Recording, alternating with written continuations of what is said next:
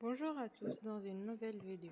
Le cours d'aujourd'hui, c'est les 3 états physiques de la matière pour les élèves de la première année collège. Alors, les états physiques de la matière. Comme vous savez, l'univers se compose de plusieurs matières qui sont autour de nous, comme le bois, l'air, le sable, l'huile, etc. Les questions qui se posent: quels sont les états physiques de la matière et quelles sont les propriétés de chaque état?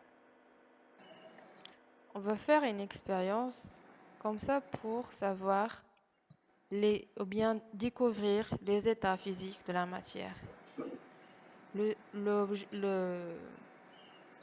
L'objectif de l'expérience est de découvrir les états de la matière. Alors, on va mettre différents produits dans 3 récipients. Le contenu de chaque bécher est, pour le bécher numéro 1, une masse marquée. Le bécher numéro 2, un liquide jaune. Le bécher numéro 3, c'est de l'air. Il y a différents états. Il y a 3. L'état solide, l'état liquide et l'état gazeux. Pour l'état solide, on trouve l'exemple du stylo, le livre, le sel, la craie, le sucre, etc. L'état liquide, l'huile, l'eau, le thé, etc. L'état gazeux, la vapeur d'eau, l'oxygène, l'hydrogène, le dioxyde de carbone, donc des gaz. Alors, pour les propriétés physiques de la matière, alors dans cette partie, on va voir les propriétés physiques de l'état solide, l'état liquide et l'état gazeux. On va commencer avec l'état solide. On va faire une expérience.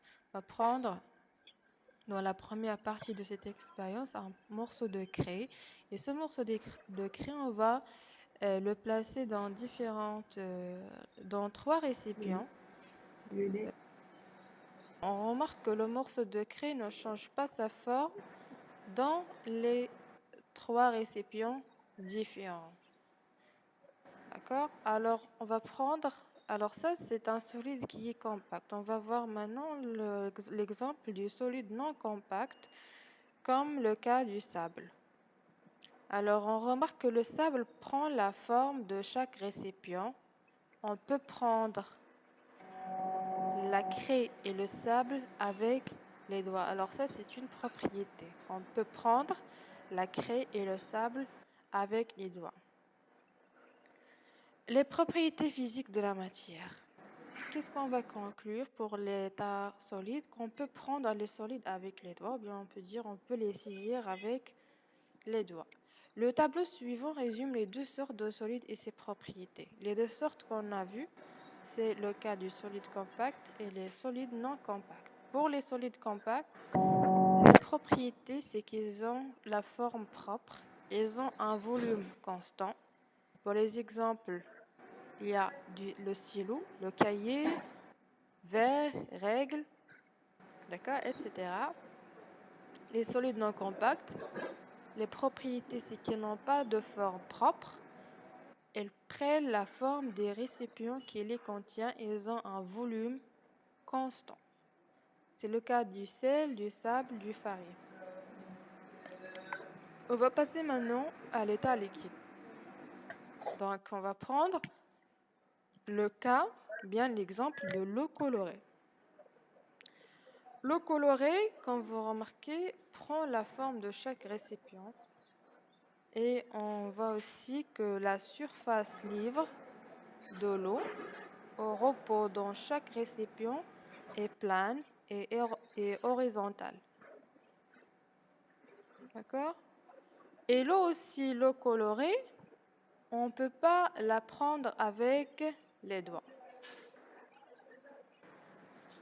Donc, on conclut que les liquides, on ne peut pas les prendre avec les doigts. Ils n'ont pas de forme propre. Elles prennent la forme du récipient qui les contient. Et au repos, la surface libre d'un solide est plane et horizontale.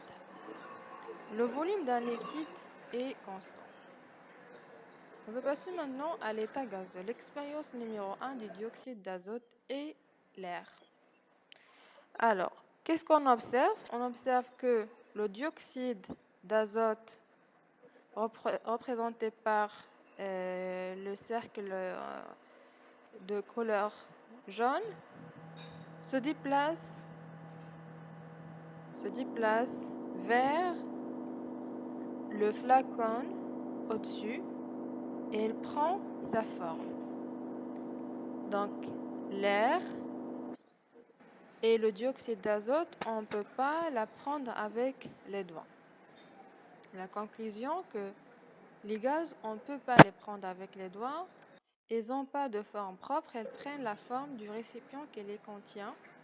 Et les gaz n'ont pas de volume propre, ils prennent tout le volume qui lui est offert. Les gaz aussi sont compressibles et expansibles. Et finalement, les gaz et les liquides s'écoulent, ce sont des fluides.